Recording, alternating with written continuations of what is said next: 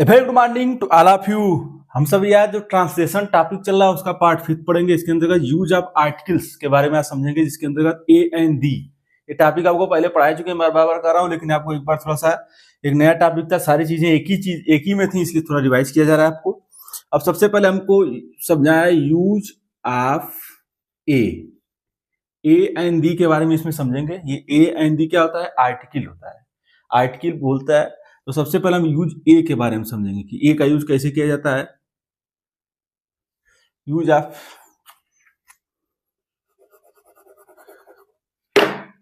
Use यहाँ पे है यूज ऑफ ए। अब लिखा है कि ए का प्रयोग जो है singular countable noun. Countable noun मतलब जिसको हम गिन सकें, लेकिन वो क्या हो? सिंगुलर हो, एक वचन हो, के साथ किया जाता है जो ध्वनि जो है कॉन्सोनेंट से आरंभ होती है। जैसे एग्जांपल आप समझना चाहें, एग्जांपल क्या होता है? अब लिखा है दिस इज ए पेन। अब यहां पर ए का चीज किस लिए प्रयोग किया है? एक पेन के लिए। पेन की संख्या कितनी है? कोई पूछे पेन की संख्या कितनी है तो क्या कहेंगे? एक कहेंगे। तो अब इसका हिंदी करा देंगे कि यह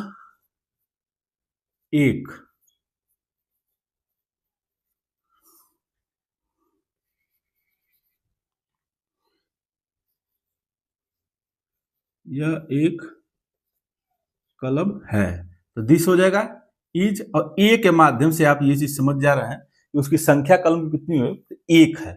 एक जब हो जाएगा तो क्या हो जाएगा? एक वचन हो जाएगा। दिस इज ए पेन, यह एक कलम है। इस तरह से प्रयोग करते हैं। और समझना रहे, एक और समझ लीजिए। एग्जाम्पल दो, मतलब एक वचन की बात होती है। लिखा है मोहन अध्यापक है। एग्जाम्पल बताया जा रहा है आपको। लिखेंगे मोहन इज ए टीचर।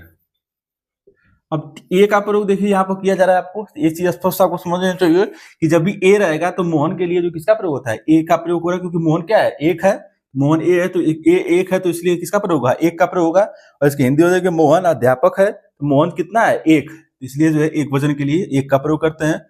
तो उसमें बोल रहा है कि जो पेन होता है, जैसे मोहन हो गया, ये सभी क्या है? Countable noun. काउंटेबल नाउन के अंतर्गत इसको रख सकते हैं टीचर को। सॉरी, टीचर यहाँ पर क्या है? काउंटेबल नाउन है। मोहन के बारे में बात हो रही है, लेकिन यहाँ पर मोहन क्या है? टीचर है। तो टीचर क्या हो जाएगा? काउंटेबल नाउन, उसकी गिनती कर सकते हैं। और सभी शब्द पीसीटी से शुरू हो, इसके लिए इनके साथ जो है ए का प्रयोग होता है। पीसीटी से भी कोई शब्द शुरू हो तो उसके साथ क्या प्रयोग होता है? ए का प्रयोग होता है। ये आपको ध्यान देना है। अब जैसे मान लीजिए यहाँ लिखा है कि नोट करके काउंटेबल नाउन में वे नाउन होते हैं जिनकी गिनती हो सकती है। मतलब काउंटेबल नाउन का क्या मतलब होता है? जिसकी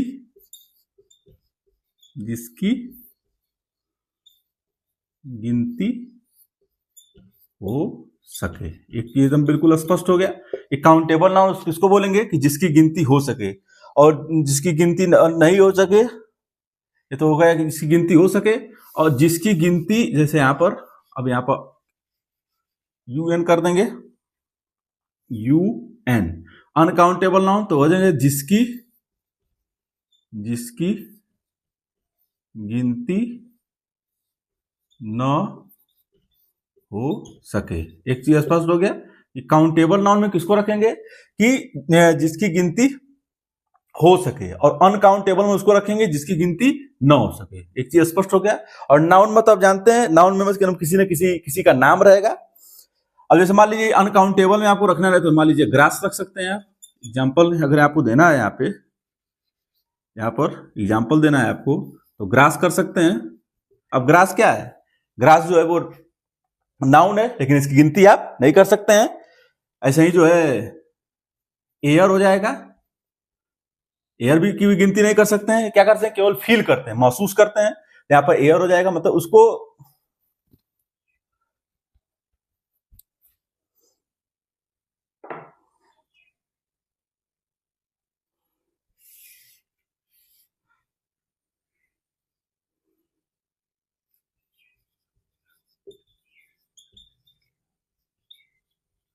यहाँ पर अनकाउंटेबल है, COUNTABLE, यहाँ पर अनकाउंटेबल है, मतलब अनकाउंटेबल का मतलब क्या होता है कि जिसकी गिनती ना हो सके, इसके अंतर्गत ग्रास आ जाएगा, एयर आ जाएगा।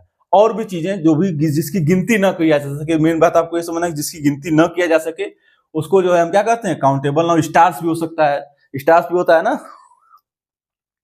स्टार जो आसमान में होते हैं तो उसकी गिनती, तारे तो उसकी गिनती भी नहीं की जा सकता है। जिसकी गिनती न किया जा सके, एक चीज आपको स्पष्ट समझ में आ जानी चाहिए कि जिसकी गिनती न की जा सके उसको बोलते हैं अनकाउंटेबल नाउन, जिसकी गिनती की जा सके उसको बोलते हैं काउंटेबल नाउन। ये जो है दोनों में अंतर होता है। और तो यहाँ पर काउंटेबल नाउन के अंतर्गत, तो जैसे मान लीजिए बर्ड्स हो गया, तो बर्ड्स हो गया, यहाँ पर लिख दें ए में, ये अगर आपको समझाना है थोड़ा सा तो लिख देंगे, मान लीजिए यहाँ लिख दें बर्ड्स,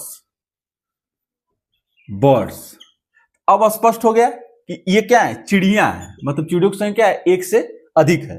लेकिन जब वही कह दे बर्ड, केवल कह दे बर्ड, अब यहां पर क्या करेंगे आप, ए लगा सकते हैं, ये बी छोड़, ये बी जो है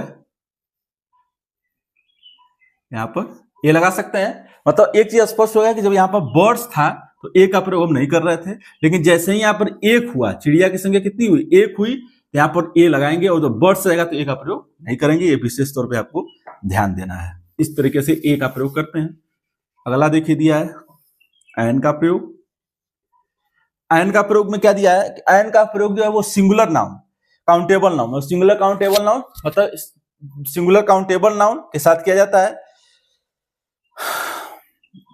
अब जो लगता है, जो ध्वनि जो है किससे प्रारंभ हो, ए से, ई से, आई से, ओ से, यू से, मतलब ए से, ई से, आई से, ओ से, यू से जो है जो ध्वनि प्रारंभ होती है, आरंभ होती है, उसके साथ किसका प्रयोग करते हैं, एंड का प्रयोग करते हैं। रहता है एक ही, वो भी उसका, वो भी एक ही रहता है, लेकिन जो उसकी जो हिंदी इंग्लिश होगी वो ए से होगी, ई से होगी, आई से होगी, ओ से होगी, यू से होगी। अब जैसे मान लीजिए एक सेंटेंस हमको समझना है, एग्जाम्पल के तौर पर अगर आपको समझना रहे, लिखेंगे this is an, this is an, यहाँ पर एन लगेगा, और एन के बाद यहां लिख दें Apple, this is an apple. अब एक चीज स्पष्ट समझ गए आप कि यहाँ पर देखिए क्या हुआ है, अब यहाँ पर ए लगा है कि नहीं, तो इसी ए के लिए किसका प्रयोग हो रहा है, एन का प्रयोग हो रहा है। मतलब संख्या यहाँ भी एक ही है, Apple, this is an apple, यह एक एप्पल है, यह एक सेब है, लेकिन यहाँ पर ए के लिए ए लगा है, इसलिए एन का प्रयोग करते हैं, ए का प्रयोग नहीं करेंगे। ये चीज आपको ध्यान, तो इसकी देखिए ए ई आई यू, तो ए आया यहाँ पे नहीं, यहाँ पे आया इसलिए एन का प्रयोग कर रहे हैं। और एक आज समझ लीजिए, जैसे मान लीजिए यहाँ लिखा है दिस, एग्जाम्पल है भी, दिस इज एन एलिफेंट। अब देखिए यहां पर भी ई लगा है, यहां पर भी ई है, तो ई के लिए किसका प्रयोग करेंगे, एन का प्रयोग कर रहे हैं। ऐसे ही मान लीजिए एन अम्ब्रेला होता है,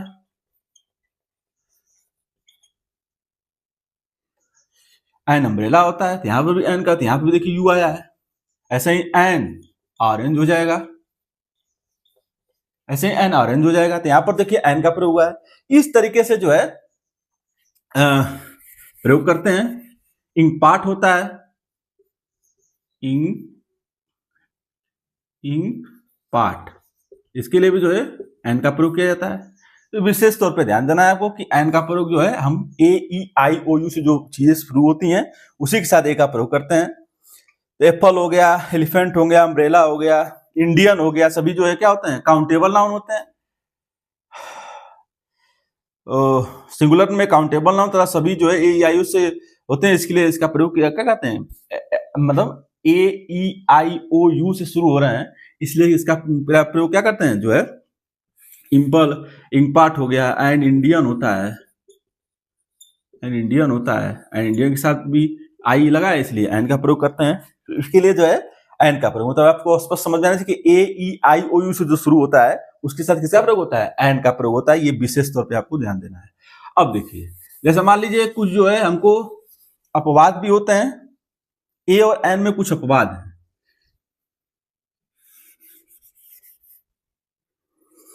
ए एंड एन के अपवाद, अपवाद मतलब एक्सेप्शन है, अपवाद कुछ दिए गए हैं, ए एन के कुछ जो है एक्सेप्शन दिए गए हैं। कुछ ऐसे शब्द होते हैं जो वावेल वर्ड से शुरू होते हैं, वावेल से शुरू होते हैं, परंतु उनके साथ एन का प्रयोग नहीं किया जाता। मतलब कुछ वर्ड तो होते हैं ऐसे भी जो वावेल से शुरू होते हैं, लेकिन उसके साथ एन का प्रयोग हम नहीं करते हैं, बल्कि आर्टिकल ए का प्रयोग किया जाता है, क्योंकि इनके उच्चारण जो है वो कॉन्सोनेंट साउंड से निकलते हैं। जैसे मान लीजिए यहाँ पर दिया है एग्जाम्पल, अगर आप समझ लें तो कैसे दिया है, जो लिखा है ए यूनिवर्सिटी, ए यूनिवर्सिटी हो गया, ए यूनिफॉर्म। अब देखिए यू से ए भी शुरू हुआ है, यू से भी शुरू हुआ है। अब आपको बताया गया था कि जो है ए ई आई ओ यू के साथ एन लगता है, लेकिन यहां पर किसका प्रयोग हो रहा है, यू का प्रयोग हो रहा है। यू का मतलब यहां से जब यूनिवर्सिटी लिखेंगे तो यू लिखेंगे, यहाँ पे यूनिफॉर्म लिखेंगे तो यू लिखेंगे यहाँ पे, ये चीज आपको ध्यान देना है। तो मतलब स्वर रहेगा तो तब होगा, व्यंजन रहेगा तो यहाँ पर ए का प्रयोग हुआ था। यूनिवर्सिटी हो गया, यूनिफॉर्म हो गया, यूरोपियन हो गया। तो इस तरह से जो है प्रयोग करके सेंटेंस का प्रयोग बनाते हैं। यूनिट हो गया, ए यूनिट हो गया, मतलब जो भी जो है व्यंजन से आएगा, तो यह व्यंजन है, यहाँ पे यू यह व्यंजन, ये व्यंजन है, इसके साथ किसका प्रयोग करेंगे, ए का। लेकिन जब अम्ब्रेला का अ है, अम्ब्रेला का ए हो गया, एन हो गया सॉरी, तो उसके साथ एन का प्रयोग करना है। ये विशेष तौर पर ध्यान देना है। शुरू तो ये भी है, लेकिन चूंकि कुछ अपवाद भी होते हैं चीजों के, अब ऐसे ही ये जो है ए का अपवाद था, अब इस तरह कुछ एन का अपवाद भी होता है। तो कॉन्सोनेंट शुरू होते हैं, परंतु जो है आर्टिकल ए का प्रयोग नहीं किया जाता है। मतलब ऐसे कुछ और आर्टिकल भी होते हैं जिसके कॉन्सोनेंट तो शुरू होते हैं, कॉन्सोनेंट वर्ड से शुरू होते हैं, लेकिन उसके साथ ए का प्रयोग नहीं किया जाता है, बल्कि उनके साथ किसका प्रयोग होता है, एन का, क्योंकि उनको उच्चारण जो है वो क्या होते हैं, वावेल साउंड से होते हैं। जैसे मान लीजिए एग्जांपल अगर आपको समझना रहे तो लिखा है एग्जांपल, इसी में अगर वो समझना लिखते हैं an hour, an hour, an hour हो गया, एन एमपी हो गया,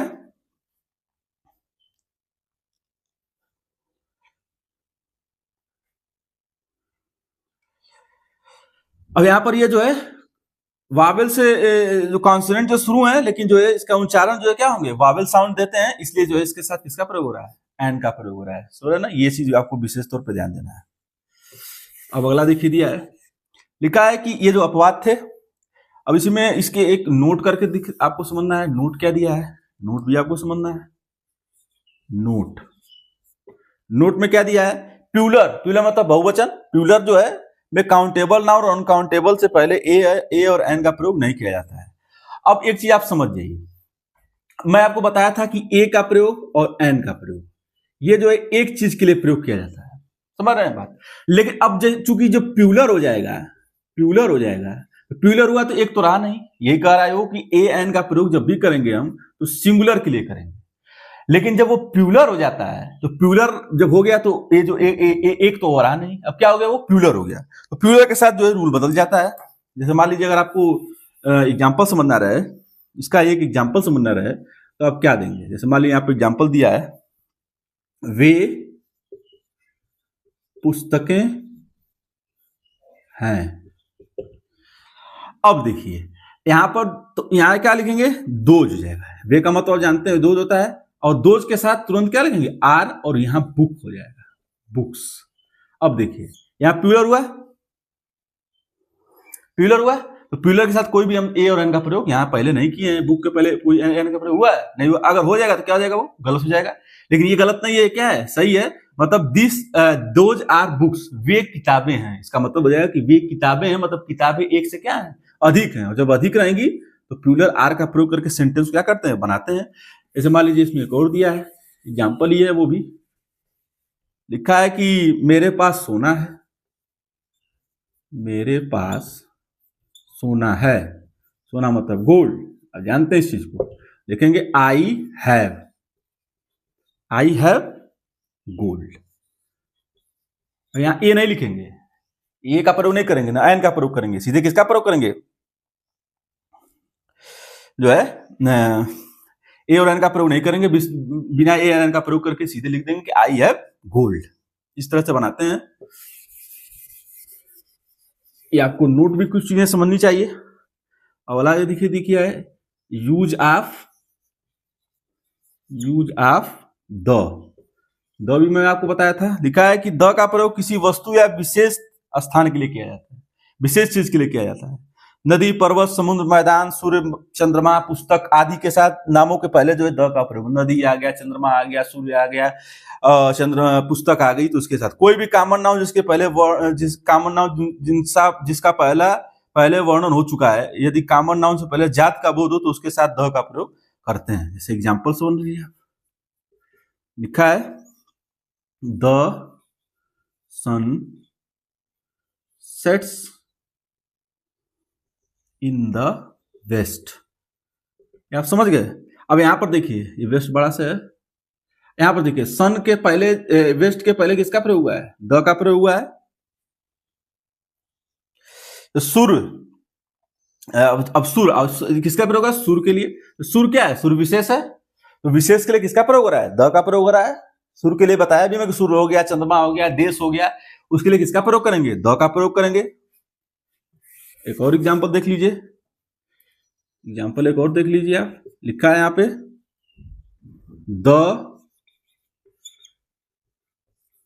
द गंगा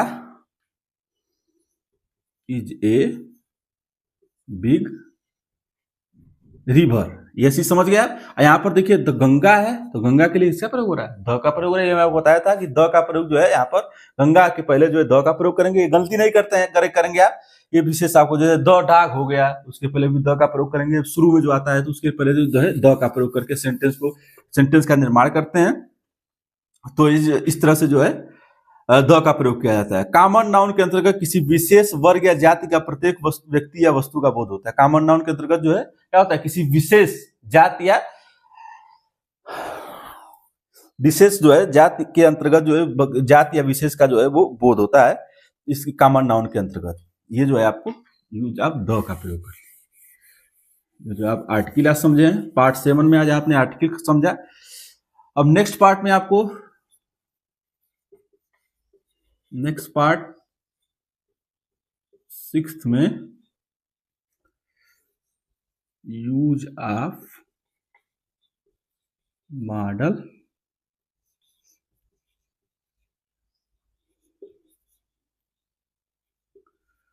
ऑक्सिलरीज बताया जाएगा। मतलब आपको नेक्स्ट पार्ट जो होगा, पार्ट 6 में जो है यूज ऑफ मॉडल ऑक्सिलरी के बारे में बताया जाएगा। मे होता है, मस्ट होता है, ये भी आपको पढ़ाया गया है। मे होता है, मस्ट होता है, कैन होता है, कुड होता है। इसके बारे में आपको जो है कुछ चीजें हल्की फुल्की जो है, ये चीजें जो है आपको इसके बारे में भी समझाई जाएंगी। इसी तरह से हम जो है चीजों को रिवाइज करते चलेंगे और थोड़ा थोड़ा समझते चलेंगे, तो आपकी चीजें आसान हो जाएंगी। ये पार्ट 6 में आपको यूज ऑफ मॉडल ऑक्सिलरी जो है वो पार्ट 6 नेक्स्ट पार्ट में आपको बताया जाएगा। ये आपको पार्ट 5 जो है आज आपका खत्म हो गया। नेक्स्ट पार्ट में आपको जो है ये चीजें बताई जाएंगी। मेरे चैनल के पोस्ट सेक्शन में जाकर आसान सवालों को जवाब दें और तैयारी बेहतर करें। संडे स्पेशल क्लासेस के लिए मेरे चैनल को लाइक करें, फॉलो करें, सब्सक्राइब करें तथा अधिक से अधिक लोगों को मेरे चैनल के बारे में जानकारी देकर जागरूक करें। Thanks to all of you.